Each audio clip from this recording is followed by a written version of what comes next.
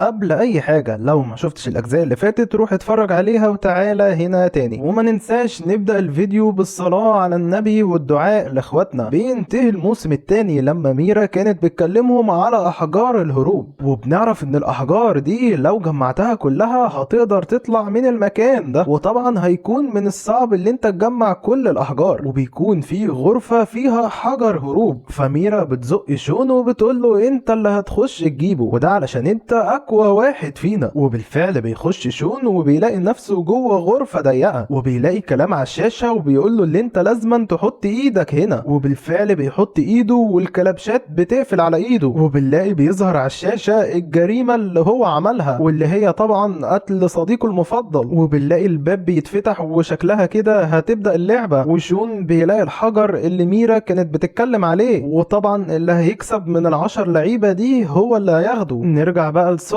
اللي كانت متعصبة ان ميرا دخلت شون، فبتقول لها اللي انا عاوزة اهرب من المكان ده وانتي من مؤسسين اللعبة، فكده كده هتعيشي وانا عاوزة اعيش، عشان كده بعتت شون علشان يجيب الحجر. وبتقول لها اللي انا عاوزة اعرف كل حاجة عن المكان ده. نرجع بقى لشون اللي بيحاول يتكلم مع الاشخاص اللي معاه، لكن الكل بيكون متوتر وما بيرضاش يتكلم. وبتبدأ اللعبة تظهر لهم الجرائم اللي هم عملوها، وبنعرف اللي رقم 1 البنت دي قتلت اصدقائها اللي معاها في الشغل وحطت لهم الدبابيس دي في الاكل. ورقم 2 كان بيحب العاب الفيديو وساب ابنه يموت من الجوع. ورقم 3 كتب التعليق لواحدة حامل اللي هي تاكل اكل مش صحي وبتموت. ورقم 4 بيكون سبب في انهيار مبنى. ورقم 5 اللي بنعرف اللي هو رجل سمعته وحشة وقتل حبيبته عشان عرف اللي هي حبت شخص تاني. ورقم 6 الطفلة دي اللي بنعرف اللي هي شخصية متنمرة وقتلت صديقتها من التنمر ده. ورقم 7 قتل أسرته علشان ياخد تأمين. ورقم 8 طبعا شون اللي قتل صديقه علشان كان بيقتل البشر. ورقم 9 الست العجوزة دي اللي كان في شخص بيعزف وكانت بتكرهه وكان بيرسم على الجدار ومربوط في الحبل، فبتقطع الحبل وبيقع وبيموت. ورقم 10 اللي بنعرف ان الست دي مجنونة وبتفضل تضرب بنتها لغاية اما بتقتلها. واللعبة بتقول لهم ابدأوا اختاروا الشخص اللي يموت، وبيكون فاضل 10 دقايق، وبنعرف اللي هم يقدروا يتكلموا ويتواصلوا مع بعض، وكل واحد يقدر يصوت على شخص بشكل سري، يعني محدش يعرف انك اخترت الشخص ده. وشون بيلاحظ اللي هم بيتكلموا على الست رقم 10، وده علشان هي بتكون اقذر واحدة فينا عشان قتلت بنتها بايديها بدون اي رحمة. فكلهم بيتفقوا اللي هم يصوتوا عليها، لكن شون بيفكر شوية وما بيرضاش يصوت عليها. وبنلاقي ظهر على الشاشة تم اختيار الضحية، بالرغم ان شون حتى ما اختارش حد، وهم بياخدوا برأي الاغلبية، يعني لو معظم الناس اختاروا رقم معين بيتم اختياره على طول، بغض النظر اللي يمكن يكون شخص ما اختارش زي شون. وبنلاقي الست اللي اختاروها بتنزل تحت، وشون بيطلع علشان يشوفها راحت فين، وبتطلع في نص اللعبة، وبنعرف اللي هي شخصية مجنونة وبتفضل تقول كلام غريب ومش مفهوم. واللعبة بتبدأ تولع فيها زي ما عذبت بنتها بيقرروا يعذبوها بنفس الطريقة. المشكلة اللي هي بتبص بتلاقي شون قدامها وبتفضل تقول رقم 8 سبب كل حاجة. شون بيستغرب وبيتساءل هي ليه بتذكر الرقم بتاعي. المشكلة اللي هي كده بتسلط الضوء على شون، وبعد ما بيتولع فيها بينزلوها تحت. شون بيبص عليهم بيلاقيهم كلهم بصله، وبتبدأ الجولة التانية اللي الوقت بيزيد وبيكون ربع ساعة. المشكلة اللي كلهم بيتفقوا اللي هم يختاروا رقم 8 واللي هو شون، وده بسبب كلام الست المجنونة دي عليه. شون بيحاول يفهمهم اللي هو اصلا ما يعرفش الست دي، وبيقول اللي احنا عاوزين نستغل الوقت اللي معانا ونكتشف ونفهم اكتر في الغرفة دي، لكن بيلاحظ ان الكل عاوز يختاره. بيتوتر جدا وبيخاف، بيكون عاوز يختار شخص لكن ما بيكونش عارف حتى مين اكبر تصويت. لكن مرة واحدة بنلاقي رقم 7 اللي جنبهم، بنلاقيه بيكسر الكيبورد وقاعد يزعق ويشتم، بيلفت انتباه الجميع والكل بيبدأ يختاره، حتى شون نفسه بيختار رقم 7. وبالرغم اللي شون بيكون اكتر تصويت، يعني المفروض يختاروا شون ويموت، لكن بيتم اختيار رقم 7، وهنعرف ايه سبب اختيار رقم 7 مش شون. الكل بيتصدم، فبيبدأ يتعصب وبيقول ازاي انا اللي هموت. لكن خلاص بينزل تحت. بنعرف طبعا الجريمة اللي هو عملها، قتل عيلته علشان فلوس التأمين. فزي ما كسر عظام عيلته بالعربية بيقرروا يكسروا عظمه. بيصرخ وما بيستحملش الألم، بيكسروا جسمه كله مرة واحدة. بيفضل يصرخ والكل بيتصدم. وبتبدأ الجولة الثالثة واللي بتكون 20 دقيقة، وعلى طول واحد فيهم بيقول يلا بقى نخلص من رقم 8 اللي هو شون.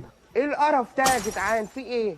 لكن لحسن الحظ البنت رقم 1 بتقول لهم انتظروا، انا عندي فكرة افضل. بتقول شون لما اخترناه ما ماتش، وده لسبب واحد، ان الجمهور بيحبه. وفاكرين لما واحد من مؤسسين اللعبة قال لشون اللي الجمهور بدأ يتعلق بيكم، وده علشان شون عمل حاجات كويسة كتير. كان بيساعد هيزر ومرضاش يقتل الوحش الصغير، وكمان علشان شون مش مذنب، ده قتل صديقه علشان كان بيقتل في البشر. فالبنت رقم 1 بتقول علشان ناخد حب الجمهور لازما كل واحد يبرر الحاجة اللي هو عملها. المشكلة وهم بيتكلموا بنلاقي اللعبة بتقول تم اختيار شخص، واللي هو رقم 4 اللي بيتعصب وبيفضل يشتم فيهم. دي بقى ميزة اللعبة، ان الشخص يقدر يختار اي شخص بدون ما حد يعرف. الراجل طبعا بيجي في النص وبيبدأ يطلع له غاز حرفيا بيسيح جلده. بتبدأ الجولة اللي بعدها والبنت بتقول لهم استنوا، احنا كده هنموت، نسبة نجاتنا 10%. وبتقول اللي انا هبدأ اتكلم واقول انا عملت ايه، وده علشان ياخدوا رضا الجمهور ويمكن ما يموتوش. وكانت عندها صديقة وماتت بسبب اصدقائها اللي في الشغل، وبتقرر تنتقم منهم وبتقتلهم كلهم. والراجل اللي كان مدمن العاب الفيديو وابنه مات من الجوع، فطبعا بيكون ندمان وبيزعل من نفسه جدا. ورقم 3 بتقول اللي هي كانت بتهزر وما كانتش تعرف ان الحامل هتسمع كلامها. ورقم 5 ما بيرضاش يتكلم، بيفضل ساكت، تحس اللي هو مش طايقهم عاوز يقتلهم. والمتنمرة الصغيرة بتقول اللي هي كانت بتعمل فيديوهات على الانترنت وما كانتش تعرف انها هتموت. فشون بيقول ان صديقي كان بيقتل المجرمين لكن قتلته علشان بدأ يقتل اشخاص ابرياء. فالست العجوزة بتقول اللي هي كانت بتصدع من الموسيقى وما بتعرفش تنام، فعشان كده لما لقت شخص بيتسلق الحبل فبتقطعه. وبتترجى ان الجمهور يسامحها على الموضوع ده، وبيقرروا يسيبوا الجمهور هو اللي يختار مين الطيب فينا ومين الشرير. فبيختاروا رقم 2 اللي ساب ابنه يموت وكان بيلعب. واللعبة بتقرر يعذبوه بالبطيء زي ما عذب ابنه وسابه يموت بالبطيء من الجوع، وهو بيكون ندمان ونفسه يرجع للماضي وما يكونش مستهتر، وبيقول اللي انا عارف اللي انا استاهل اكتر من كده. وبنعرف اللي هو بيتعاقب بطريقة بشعة، بيولعوا نار عند الفار، والفار طبعا لما بيشوف النار بيتوتر وبيبدأ ياكل في بطنه علشان يعرف يهرب. طبعا بيتألم وبيفضل يصرخ وبينزل وبيموت. وبنعرف ان الجولة اللي بعدها بتكون نص ساعة وبيكون فاضل 6 اشخاص فقط. وشون بيتصدم لما بيلاقي ابو منشار جه هنا، وبنعرف اللي هو جه هنا علشان ينظم اللعبة ويخليها يعني لعبة قانونية. فبنلاقي المتنمرة الصغيرة بتفرح وبتروح عند الوحش، وده علشان من قوانين اللعبة اللي هو عدم قتل اي طفلة، وده علشان هي في نظر الجمهور طفلة بريئة والوحش ما يقدرش يعمل لها حاجة عشان هي طفلة. وبتقول لهم كلكم اخرجوا بره، وبالفعل بيسمعوا كلامها. واول حاجة بتقول صوتوا على الشخص الصامت ده، وبتقول لهم روحوا صوتوا عليه. وبالفعل بيتم اختياره، وبنلاقي الوحش ابو منشار بيروح قدامه وبيقتله بنفس الطريقة اللي قتل بيها حبيبته الخاينة، حتى وهو بيموت بيكون صامت. وابو منشار بيروح يرجع مكانه، وبنلاقي رقم 1 بيتكلم وبيقول ان الوحش يمكن متبرمج اللي هو ما يقتلش حد في اللعبة دي، يعني مش انتي بالتحديد. فبنلاقي الطفلة بتروح قدام الوحش وبتسأله هل تستطيع قتلي؟ فبيبص عليها وما بيتكلمش. فمنضرة بتقرب منه كان هيقتلها، وده معناه ان فعلا اللعبة ما تقدرش تقتل اي طفل، والمنضرة بتتحايل على الطفلة اللي هي تسيبها عايشة. فالطفلة بتختار الست العجوزة، بتقول لهم يروحوا يختاروا الرقم 9. بالله الوحش بيجيب مقص كبير وبيروح عندها، زي مقصة الحبل وقعت الشخص ومات. بيقرروا يموتوها بنفس المقص، ولسه بتقول اختار مين في الجولة اللي جاية. شون بيتدخل وبيقول اختاري نفسك. فطبعا بتتصدم وبتقول له انت عاوز تموت ولا ايه؟ فبيقول لها ان انت كده كده عندك حماية من الجمهور، فلو تم اختيارك عاوزين نشوف ايه اللي هيحصل. وبيبدأ يستفز فيها وبيقول لها وانت مش واثقة في نفسك اللي انت هتعيشي ولا ايه؟ فبتقول له لا انا كده كده هعيش. بيقرروا كلهم يروحوا يختاروا الطفلة. شون بيعتمد على الجمهور هو اللي هيحدد الطفلة دي هتعيش ولا تموت. فبنلاقي الطفلة بتتشد، بنعرف اللي تم اختيارها علشان تموت، لكن علشان الجمهور ما يشوفوش طفلة وهي بتتقتل فبيقرروا يتم استبعادها، وده علشان يقتلوها بعيدا عن انظار الجمهور. وبالله المنضرة بتقول هنختار مين الشخص اللي جاي. الاتنين بيبصوا لها وبيقرروا يخلصوا منها. الوحش على طول ما بيسميش وبيروح يقتلها. بيكون فاضل هما الاتنين. بيلاحظوا ان الجولة الاخيرة دي ساعة كاملة. شون بيقرر يقعد يستريح شوية، بيقول لها ايه رأيك نتكلم شوية؟ فبتوافق وبيقعدوا يتكلموا مع بعض. بيعرفوا ان الاحجار اللي هيجمعوها هيخلوا شخصين فقط يطلعوا من المكان ده. المشكلة اللي شون بيقول اللي هما 3 اشخاص. شون بيعرف اللي هي بنت ذكية وبيسألها عن قصتها. بتبدأ تحكي، بتقول اللي هي كانت متربية في وسط اب وام متكبرين بيخلوها تذاكر 24 ساعة، لا وكمان بيراقبوها، ولما تنقص درجتين بيعاقبوها.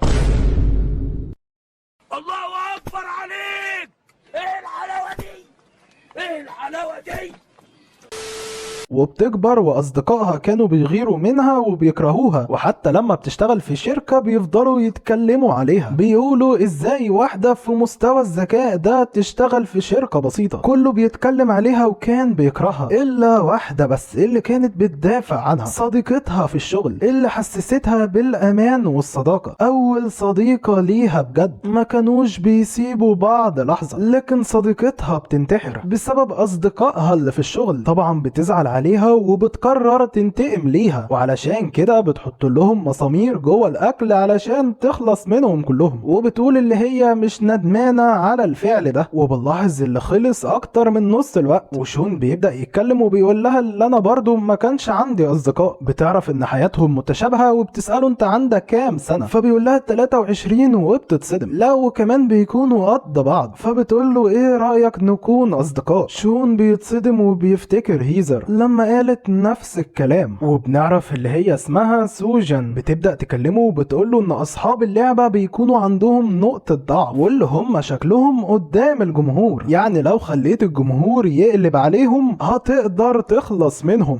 المشكلة اللي مرة واحدة بيلاقوا حاجة بتطلع من تحت الارض، وبيكون فاضل اقل من 5 دقايق ولازم يختاروا الزرارين دولت. اللي يدوس على الزر الاول التاني يموت. طبعا شون بيزعل اللي هو هيفقد صديقة تانية. بتقوله اللي انت المفروض تفكر بشكل عقلاني، ايه الشفقة والحاجات دي ما تنفعش هنا. فبتهزر معاه وبتقوله انت ايش ضمنك اللي انا مش هدوس على الزرار؟ بيقول لها اللي انا واثق فيكي، عارف اللي انت مش من النوع ده. بتعجب بيه اكتر وبتقوله اللي انت شخص طيب، وبتقوله اللي انا كده كده مش عاوز اعيش. وبتمسك دراعه وبتدوس على الزر وبتشكره على كل الوقت اللي قعدوه مع بعض. وبتبدأ اللعبة تشدها. شون بيزعل عليها وما بيكونش عاوزها تموت. بيحاول ينقذها لكن خلاص بتتسحب. بيزعل جدا كل ما يصادق حد يموت ويسيبه. بيعرف اللي هو المنتصر من الغرفة دي. بيزعل جدا وبيتعصب اكتر من اللعبة. نرجع بقى لسوبا اللي كانت بتكلم صاحب اللعبة، وصاحب اللعبة كان طالب منها اللي هي تخلي شون يحبها، وهي بتفرح من الموضوع ده علشان في الاساس بتحب شون. لكن هو بيقول لها ان شون ده مش سهل توقعيه علشان هو ذكي جدا. نرجع نرجع بقى لشون اللي بياخد حجر الهروب وبيطلع من هنا، بيقرر يكمل طريقه لوحده. نرجع بقى لميرا اللي كانت بتفتكر كلامها مع سوا لما قالت لها انا عاوزة اعرف كل حاجة عن المكان ده، وساعتها سوا هددتها بالقتل. وميرا مرة واحدة بتلاقي ان في حد جاي وراها، فبتلبس القناع بسرعة وبتستعد اللي هي تقتله، وبيطلع كايدو. نرجع بقى لشون اللي بيقابل سوا تاني وبيقرروا يكملوا طريقهم مع بعض، وسوا بتقوله ان في غرفة اسمها غرفة المعلومات، لكن بتكون خطيرة جدا. الغرفة دي بتقدر تبحث فيها عن اي لعيب هنا. شون بيتصدم، بيعرف اللي هو كده هيقدر يبحث عن هيزر وهيقدر يعرف هي ماتت ولا لا، وبيقرروا يروحوا الغرفة اللي بتكون فيها كهرباء كتير. نرجع بقى لميرا اللي بتكون عارفة كايدو وبتقول له انت ايه اللي عمل في وشك كده، فبيقول لها ان ده موضوع طويل جدا، وبيقول لها اللي انا دلوقتي عاوزك في موضوع مهم. بيقول اللي هو خطط اللي هم يهربوا من المكان ده، وبيكونوا عاوزين يدوروا على شون علشان يهرب معاهم. نرجع بقى لشون اللي بيدخل غرفة الكهرباء وبالفعل بتكون صعبة جدا، وبيحاول يفتح الباب ويهرب من الغرفة الصعبة دي، لكن بتكون ببصمة. فبيقرر يحاول يحل لغز الغرفة دي، وبيكون في سلك كهرباء داخل عليه، لكن سوا بتنقذه. فشون بيتعصب منها، بيقول لها اللي انا قلتلك مالكيش دعوة بيا، اهتم بنفسك فقط. فسوا بتتعصب وبتزعل جدا، بتقول له اللي انت ما كنتش كده معايا، انا عاوزة اعرف ايه السبب اللي خلاك تتغير. وبتتوقع علشان هيزر ماتت، وبتقول له اللي هي بتحبه بجد. بنلاقي مرة واحدة شون بيمسك دراعها وبيكتفها، بتفتكر اللي اخيرا شون حبها. وبنلاقي شون بيمسك صباعها وبيفتح بصمة الباب. طبعا سوا بتتصدم، الباب طبعا بيتفتح، وده علشان سوا واحدة من مؤسسين اللعبة. شون بيكون عارف حقيقة سوا، بيقول لها طبعا انت عرفت السبب دلوقتي، احب واحدة خاينة زيك ازاي. وبيمشي وبيسيبها. بيطلعوا من بره الغرفة وبتسأله انت عارف من امتى. بيقول لها اللي انا كنت شاكك فيكي من الاول، من ساعة ما انا قابلتك كنت شاكك ان تصرفاتي غريبة. وبتتأسف له على كل حاجة عملتها، وبتقول له اللي انا بحبك بجد. فبيتعصب منها وبيقول لها اللي انتم سبب موت اصدقائي. فبيقول لها لو انت بتحبيني بجد سيبيني في حالي، وبيمشي وبيسيبها. نرجع بقى لميرا وكايدو اللي كانوا بيدوروا على شون، وبيصادفوا سوا وفي اشخاص بيغلسوا عليها، ومرة واحدة سوا بتضربهم بسرعة البرق. بتكون زعلانة على شون وبنعرف اللي هي بتحبه بجد. الشخص بيشاور عليها وبيقول ما تسيبهاش تهرب، ومرة واحدة كلهم بيكونوا رايحين يهجموا عليها، فبتضرب بالمسدس القائد بتاعهم. كلهم بيتصدموا وبيسيبوها تمشي. ميرا وكايدو طبعا بيتصدموا وبيخافوا جدا، واخيرا بيلاقوا شون. وكايدو بيبدأ يقول ان في كلام مهم عاوزين نتكلم فيه، وميرا بتقول علشان نتكلم من غير ما يسمعونا لازم نعمل حاجة واحدة، اللي احنا نخبط على الارض. وده طبعا علشان الاصوات العالية دي اصحاب اللعبة مش هيقدروا يسمعونا، وبيفضلوا يخبطوا وهم بيتكلموا. وميرا بتقول اللي احنا هنهرب من هنا. كايدو بيقول اللي احنا لازم نتعاون علشان نهرب من المكان الملعون ده، لكن بيحذرهم اللي فيه اشخاص كتير حاولوا يهربوا من المكان ده وماتوا، اللي سابوها في وسط البحر وماتت، او اللي ربطوه في بالون وفضل يطلع فوق لغاية اما اتخنق ومات. فشون بيقول اللي مفيش حاجة مستحيل هنا، وبيوافق على الخطة بتاعتهم، لكن بيقول لهم اللي انا المفروض اعمل حاجة قبل تنفيذ الخطة دي، واللي هو يشوف هيزر عايشة ولا ماتت. فميرا بتقول له اللي احنا هنحاول نجمع باقي احجار الهروب، وشون بيروح غرفة المعلومات اللي هيقدر يشوف منها هيزر عايشة ولا لا. نرجع بقى لسوا اللي بتروح عند صاحب اللعبة، واللي بيكون واثق اللي هي مش هتقدر على شون، وبيقول لها اللي انا حذرتك منه، شون مش سهل. بيقول لها ان في موضوع اهم كتير من شون، وبيبدأ يحكي لنا قصة الجدة. بنعرف ان الجدة هي رئيسة منظمة سرية، والمنظمة دي من اخطر المنظمات في العالم. وبيقول لها من ساعة ما احنا جبنا الجدة هنا وهي بتعمل تصرفات مريبة. في الاول كانت في غرفة شبه الغرفة اللي كان فيها شون في الاول، بتفضل نايمة لمدة ساعات ما بتتحركش، وبيكتشفوا اللي بيكون فيه دم قدام وشها. طبعا واحد من مؤسسين اللعبة بينزل علشان يطمن عليها، بيعرف ان حالتها صعبة وبيطلب الطبيب، لكن بيلاحظ حاجة واقعة على الارض، وبيعرف ان هي حلوى. لكن صاحب اللعبة بيحذره ان الجدة قامت. بيبص وراه بيلاقي الجدة قامت وطلعت بره، لو كمان قفلت الباب. بيحاول يفتح الباب لكن بتكون الناحية التانية وقافلة الباب. وبنعرف اللي هي بتكون عاملة جلد مزيف، بتكون حاطة تحت الجلد